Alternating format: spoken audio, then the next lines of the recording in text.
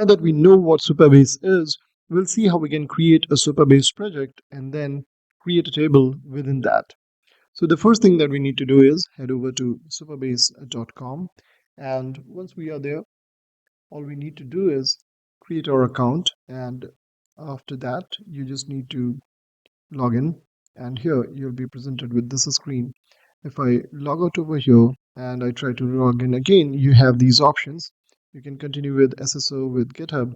I'm going ahead with GitHub, and this is going to log me in.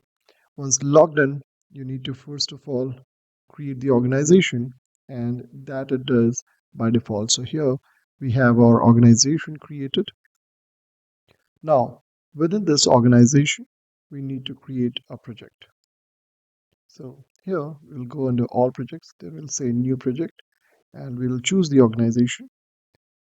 After that, we just need to provide a name and provide a database password and then a region. So let's go ahead and do that. You need to provide the name, like over here I've provided it as backend SaaS, and then the database password I've generated it using this generate password link, and then you need to select a region.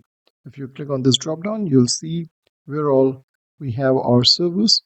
Let's go ahead and select one that is by default North California, and then click on create new project. Once the project is successfully created, you can see that on the home page we are under the backend SaaS project, and down below we have the following features or products provided by Supabase. That's authentication, storage, edge functions, and real time.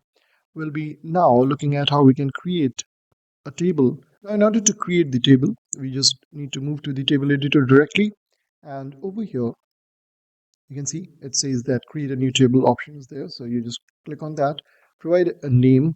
So let's give it a name like lesson, and gives this optional attribute description, stores lesson information. After that, you just need to go here, and you can see that a couple of default columns are already created along with their data types.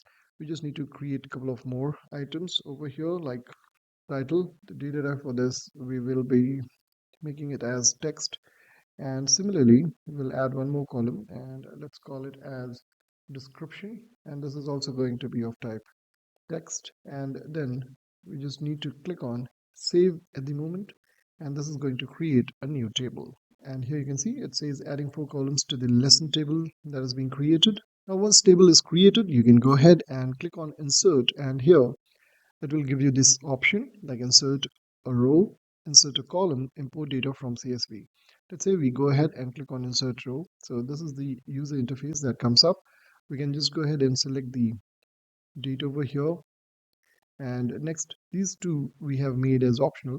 Here learning Supabase, and then here we can say learning how create a table, and then just click on save. There we go, we have the table created, and we have inserted the data as well to the newly created table. Now the next one we'll be learning how we can create a Next.js application and then make use of Supabase as the backend service.